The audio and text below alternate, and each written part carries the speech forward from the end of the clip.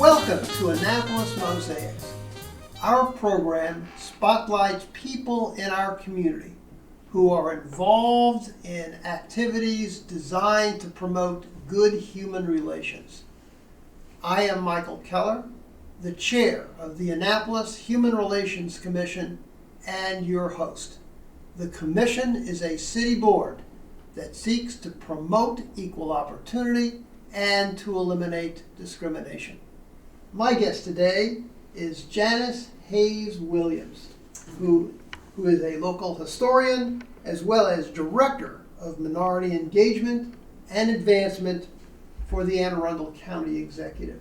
Janice, welcome to Annapolis Mosaics. Thank you for having me.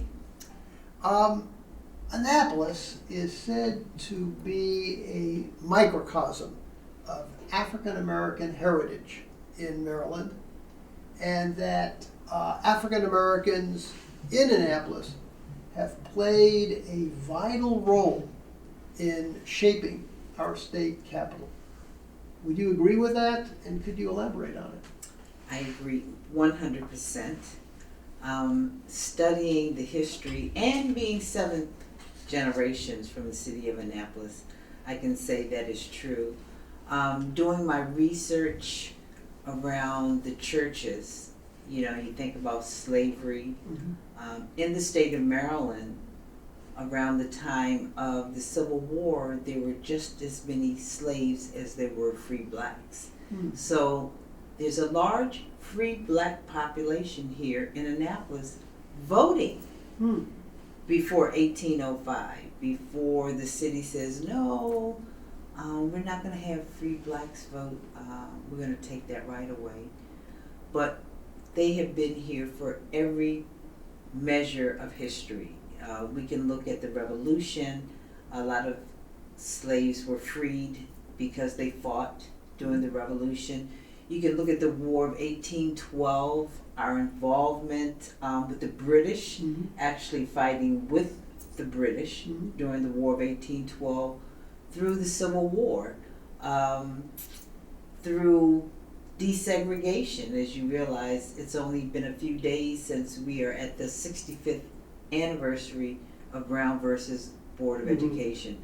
So our history here is rich from 1649 until today. In a recent column in the Capitol, you stated, and I'm going to quote you here, I am a firm believer that from time to time it is necessary to turn to dirt in order to uncover secrets, injustices, and wrongs that might be righted.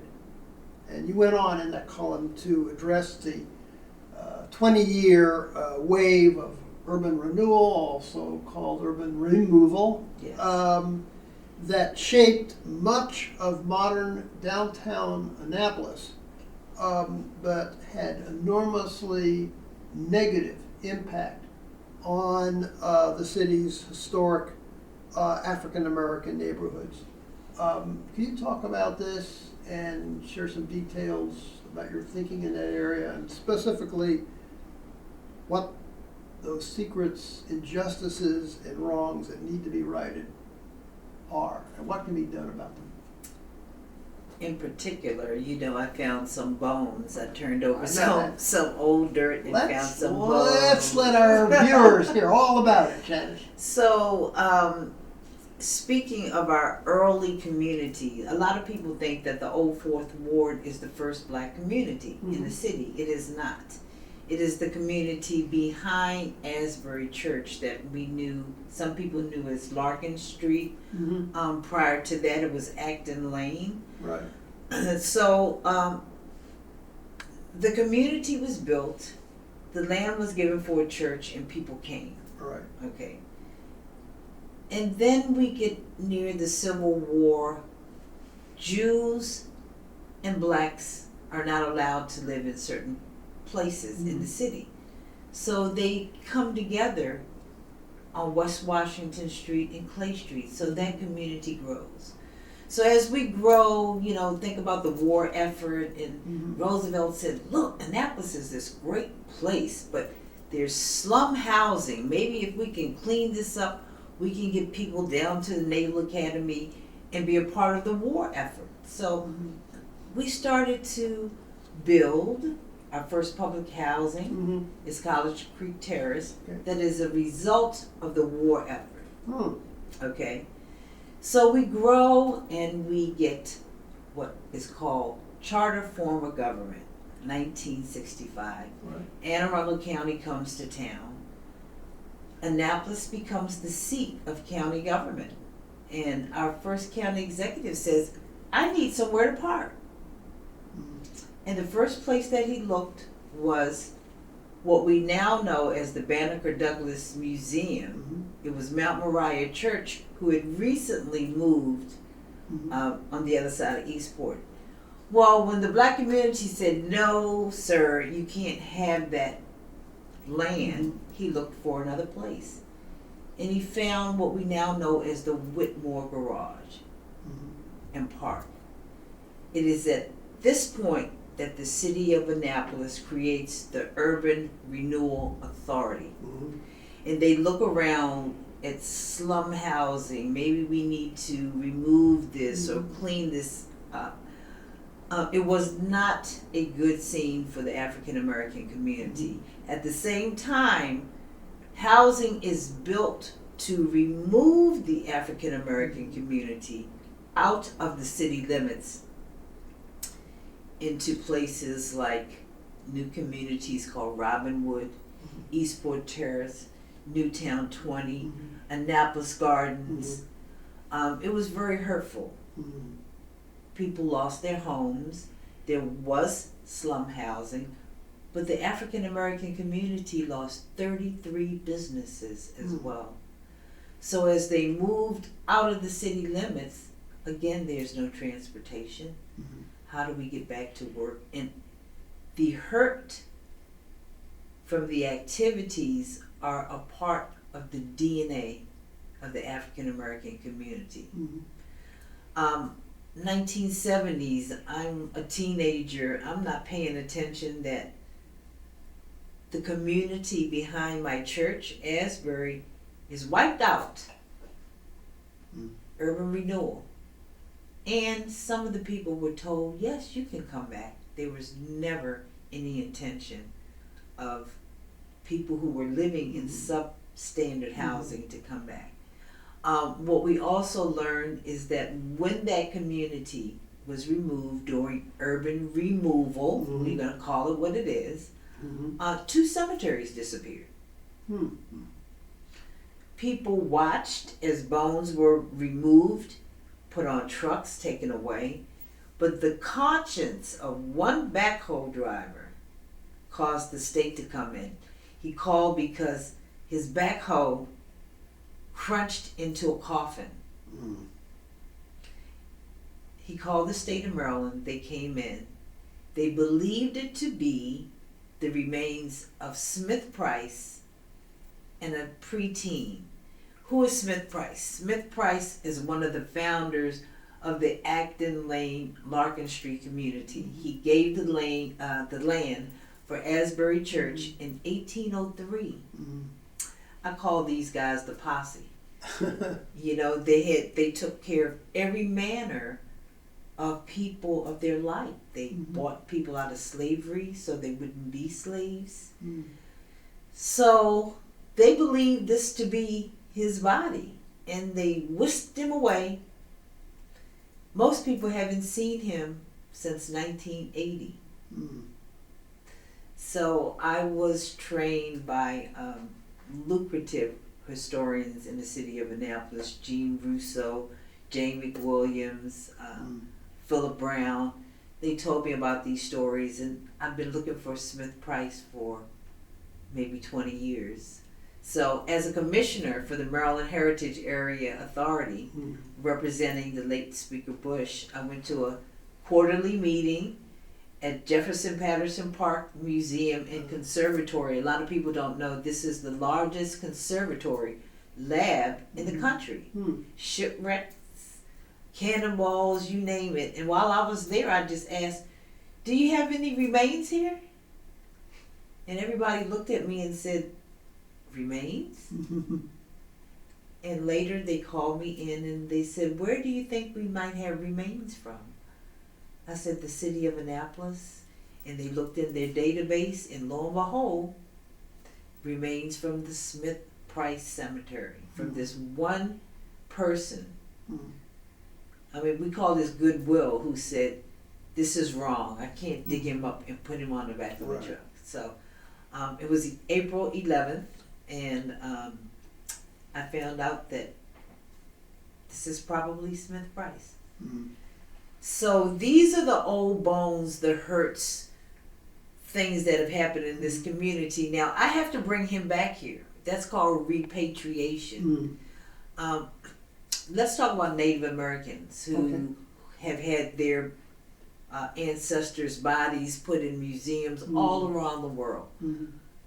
Native Americans have enacted federal legislation to expatriate their remains of their ancestors. Guess what? Maryland hasn't done that. And maybe Maryland should. Maybe that is a way of showing some justice to things that were wronged long ago.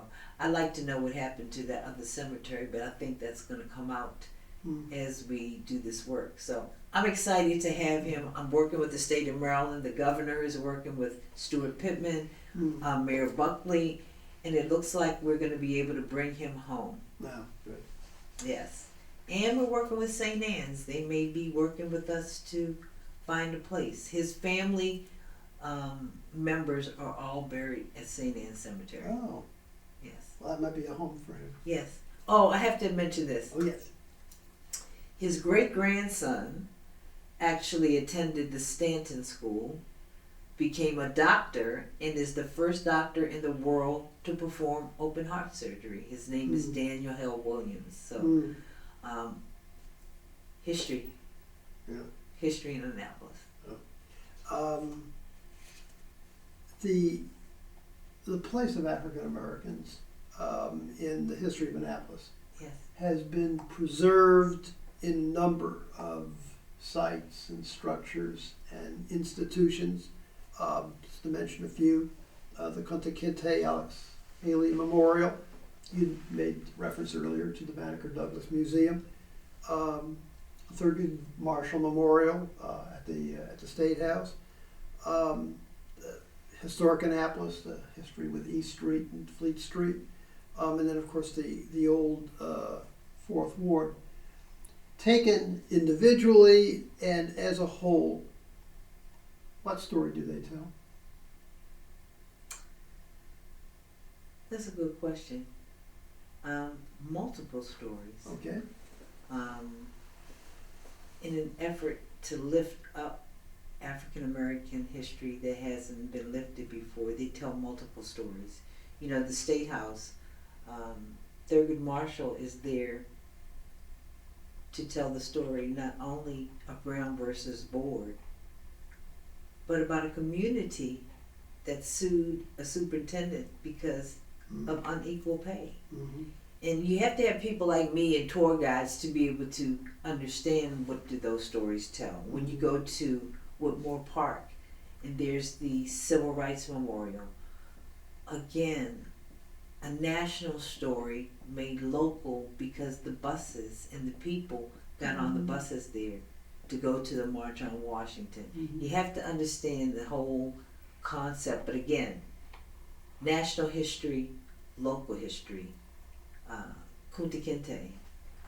I was very much involved in the many, many years of that memorial being planned. And it says a lot more than what people see. You're supposed to see that there are 3 children from different ethnicities. That his hand is extended to the bay where not only did Africans who were enslaved when they came here arrive, but so did indentured servants. That's another story that's not being told about all the miscegenation and the mixing of races here. So they tell the story of a people who were just as involved as the others, Mhm. and their stories need to be told. Right next door to you, the Maynard Burgess house. Many people don't know that all of the artifacts are at Mount Olive Community Center. Mhm. They walk right in and walk by it, the marbles, the bottles, Mhm. and I am looking forward to the city of Annapolis opening the Maynard Burgess house as the first Mhm. African American home to be open in tourism, in the city of Annapolis. And I think they're working on that. Bring the artifacts back, tell that story of Black Annapolis that lived throughout. Many people don't know that this town was completely heterogeneous. So our stories Mhm. should be told on every street Mhm. in the city. So the stories tell us that we were a part of building, Mhm. creating, making this town what it is today. Mhm. And African Americans do represent more than a quarter of the city population still today. True. But down from 200 years, I want to mention. Yeah, that's true. That's true. almost 200 years, the African American community held steady at 33%. Yeah. So, but still, we're here. Very much so. Very significant. Yes. Very significant part too. You made reference earlier to Thurgood Marshall's memorial at the State House, and it brings to mind something else. I'm always struck by things that are counterintuitive, and you wrote a column years ago, which I still have a copy of in my file. I kept it because it was something so unexpected. So I think you know where I'm going with this. Yes, I do. So unexpected that I said I've got to hold on to this, and it related to Chief Justice Roger Taney, who was responsible for writing one of the most objectionable decisions in the court's history, if not the most objectionable decision in the court's history, and whose presence was seen at the State House for years and years in a statue in front, and then removed only after the events at Charlottesville in Virginia. That's right. Only then were they able to move the requisite parties to take Taney out of the State House. Right. But the column you wrote years ago, in which you presented was certainly not a defense of Taney's decision. It had nothing to do with Taney's decision. But you looked at the man and his background and his history, and you painted, shall we say, a more benevolent picture of him than I had ever read. And it just absolutely, as I said, it was way before I even knew you. I clipped that out and I kept it. I said, this is something that, here you've got an African American historian who had every reason to say nothing at all good about Roger Taney, but you actually found some things, not in his service on the Supreme Court. Right. Certainly not in terms of the Dred Scott decision, but in terms of his behavior as an attorney earlier in life. Yeah. What led you to write that, and what reaction did you have to that column? I always wanted to ask you that question. Now I have an opportunity to do it with the cameras running. I got a lot of mixed reactions, especially from people who look like me. Is she crazy? Does she need to be committed to Crownsville? A tour guide. So first of all, I just want to mention, I always mention my two angels, my parents who were school teachers. I have a gift in me, and it's teaching. And so I started doing tours about 15 years ago. Yeah. And my subject that I used were the students, and we would go to Tawny, and I'd ask, "Do you know who this is?" And I talk about Dred Scott, but then I'd say, his brother-in-law wrote the Star Spangled Banner. And all you could see their little brains going, and then they wouldn't remember. So I'd make them sing it, the song, to understand a relationship. You know, I'm seventh generation. One of my closest friends was Lanny Rideout. And one of the reasons we were close is because his sixth great grandfather owned my sixth great grandfather. The letters are there. When my sixth great grandfather was sick and what was going on, we are human beings, but in the case of Tawny, Thurgood Marshall would not be there if it was not for Tawny. The decision to bring him there was to have him juxtaposed to a behavior. Okay? The first African American. So I'm thankful that he was there for that. But I also understand the history of Maryland. And if you continue to remove the people who were responsible for the history we have, we'll forget it. I don't want to ever forget the slave owner. I don't ever want to forget the history that my ancestors were slaves of a provincial governor at Whitehall. So removing him, I wanted you to understand that he's still a man of Maryland. Did you know that the house he lived in had slaves that spoke German? You know, because I've seen the ads when they ran away, you know, you're looking for them. If you see black people and they're speaking fluent German, they came from the Tawny house. His brother-in-law, Francis Scott Key, his son, who was killed, the whole defense about, do you remember what I'm talking about? The defense about,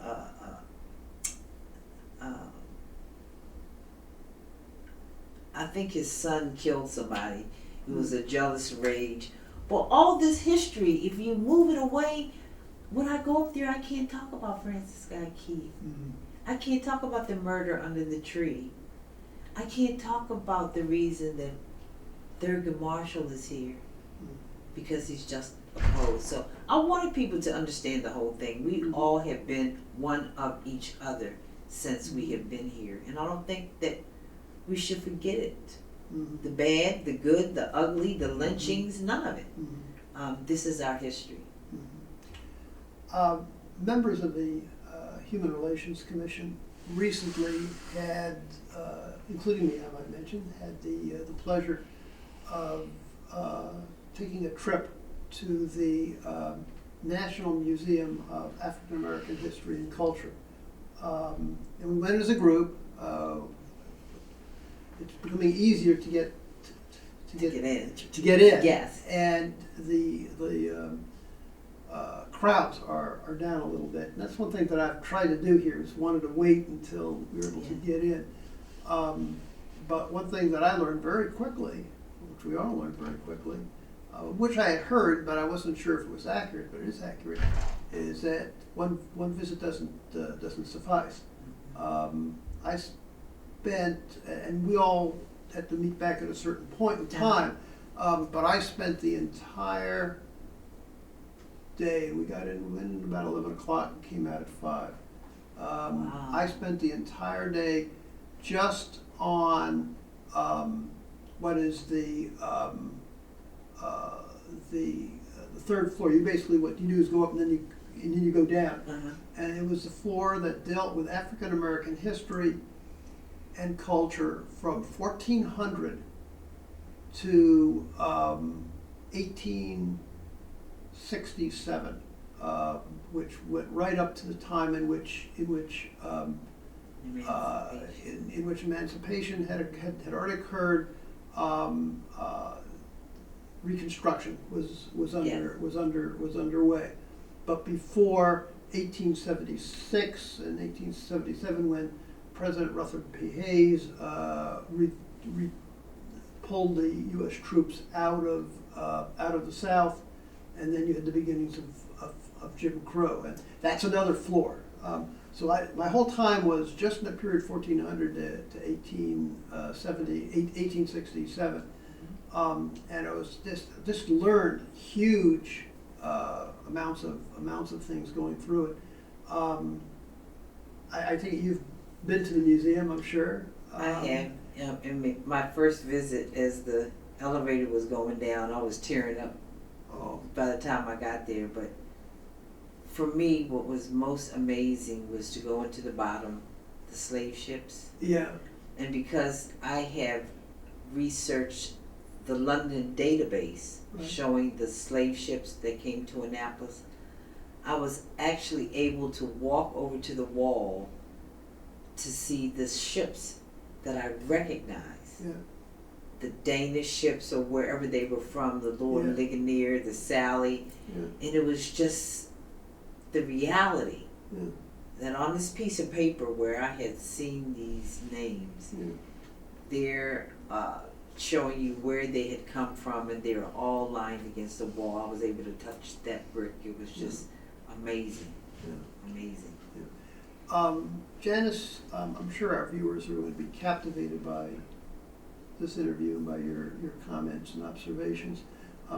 Are there any books or articles that you would suggest that people read if they wanted more information about African American history in Maryland? Is there any sources that you would suggest that people have a chance to look at?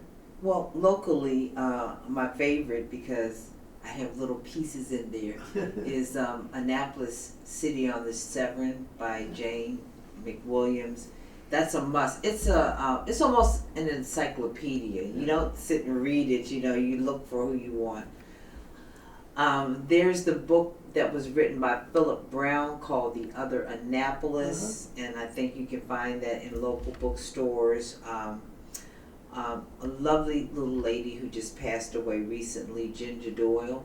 Yes. She did an excellent expose on 2 books she did. One was Gone to Market, learning about the Market House downtown. The other one is Eastport. If you want to know local history, these are the books to get. Some of the other books in terms of the state of Maryland, The Free Negro is one that's very important.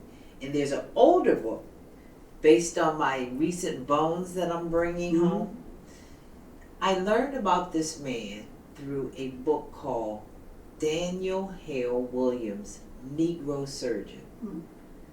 The history of Annapolis is in there because this doctor speaks about going to the church, about his great-grandfather having a private cemetery behind the church, and the rest of his family is at St. Anne's. I really strongly suggest that the community has this book. It's a lot to learn, and hopefully my book will be there on the table for you to read and everybody else. Hopefully as well. Yes. Thank you for viewing our program today, and please join us again on Annapolis Mosaics. If you would like more information about the Annapolis Human Relations Commission, please jot down the information on your screen. You can reach us at 410-263-7998 or by email at hrcommission@annapolis.gov, or check out our page at the City of Annapolis website. Go to www.annapolis.gov, click on the city government icon, then Boards and Commissions, and scroll down to the Human Relations Commission page. And always remember the words of Dr. Martin Luther King Jr., who said, "We have flown the air like birds and swum the seas like fishes, but we have yet to learn the simple act of walking the earth as brothers and sisters."